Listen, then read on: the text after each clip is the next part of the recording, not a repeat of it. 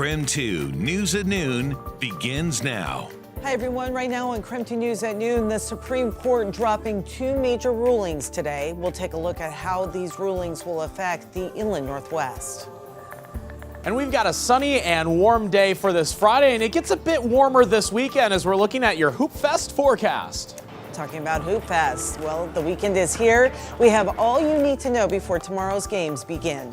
Hi, everyone. It is so good to see you on this Friday. Welcome to KREM 2 News at Noon. I'm Laura Papetti. And we begin with this. The Supreme Court has made another ruling today that impacts the inland Northwest.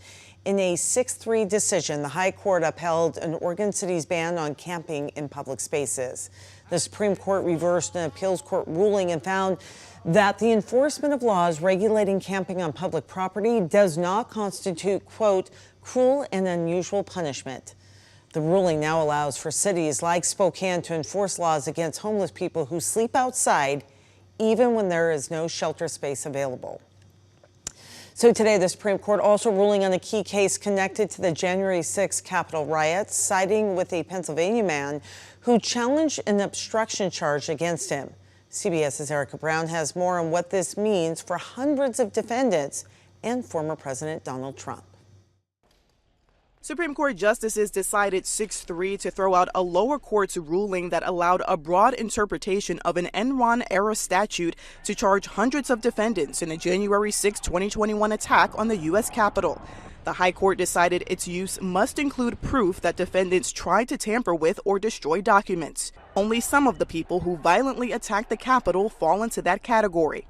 The majority is saying here is it can't just be walking in and engaging in a riot that stops either a Supreme Court proceeding or a city council meeting, or in this case, the counting of electoral college votes. That it has to be tied to some sort of document destruction. The defendant who brought the case is former Harrisburg, Pennsylvania police officer Joseph Fisher. His lawyer argued the government is using the obstruction statute as a dragnet. The decision could impact the prosecutions of hundreds of defendants. It could also have implications on some of the charges former President Donald Trump faces in his federal election case. I will be shocked if special counsel Jack Smith does not have court papers ready to say that he can still charge former President Trump with obstruction, arguing that he was trying to interfere with the counting and the counting of those state electoral votes, which were paper, which were evidence. The court also announced its last day of the term is Monday, when watchers can expect a decision in Trump's immunity case. Erica Brown, CBS News, Washington. All right, it is 12:03 right now, and of course, the first Hoopfest games are right around the corner, talking about tomorrow. And if today's weather is any clue, it does look like it may be a great weekend for some basketball. Meteorologist Thomas Patrick standing by. Hi, Thomas. Yeah, hi, Laura. It looks like it is going to be a great weekend for basketball and for any outdoor activities. Of course, think about 225,000 people will be downtown through the course of this weekend. So hoping for great weather, looking to deliver great weather as well. Here's today's current temperatures, where we're in the mid to upper 60s, a bit of sunshine, fair weather, cumulus clouds overhead. There is still just a few stray showers that are still trying to pepper the Sandpoint area. It's almost directly over Bonner County, but outside of that, the rest of the area is enjoying a mostly sunny day. And that's kind of the theme carrying into this weekend. There might be some pestering showers in this region of the inland Northwest on Sunday, but today and tomorrow should be no issues at all. We'll call it mostly sunny. High of 77 today, and even warmer yet for Hoopfest. So here's your first look at the Hoopfest forecast. 82 degrees on Saturday, 82 on Sunday. You're probably thinking, wait, the full cloudy icon? Yeah, it looks like it could be a decently cloudy day or an afternoon on Saturday, which I'm thinking is a good thing for the region. Might take the edge off of some of that direct heat. And yes, there is that spotty shower chance that I mentioned. It might pepper some of our northeastern Washington areas, but it's not looking likely for Hoopfest. Coming up, I'll give you the latest computer model simulations on how likely or really unlikely that rain is for the inland Northwest this weekend. Those details are coming up. All right, Thomas, thank you. 12:04 right now. We are just one day away from the world's largest 3-on-3 basketball tournament. KREM 2's Brandon T. Jones has everything you need to know about avoiding injuries coming up at Hoopfest.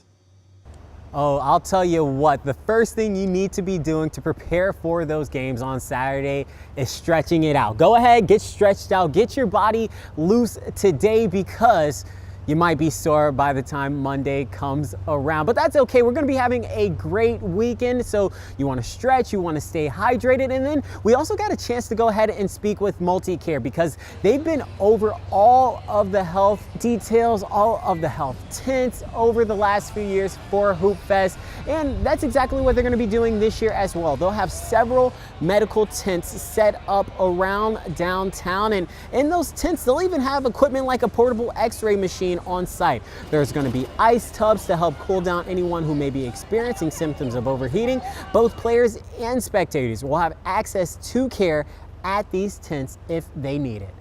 And what they can expect is to see a large group of folks with a diverse background and skill sets, both physicians, advanced practice providers, RNs, MAs, you name it, we'll have them all down there.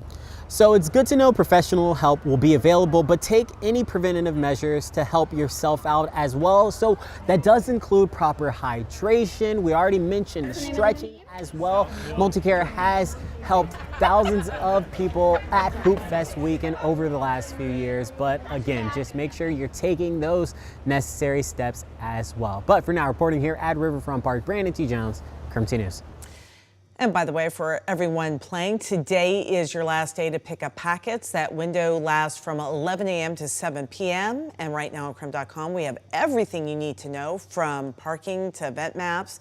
And in fact, you can text us the word Hoopfest to 509-448-2000. We'll send a link with all the information right to your phone. 12:06 right now, still ahead right here on KREM 2 News at noon. A closer look at last night's presidential debate and why President Biden's performance is now drawing criticism.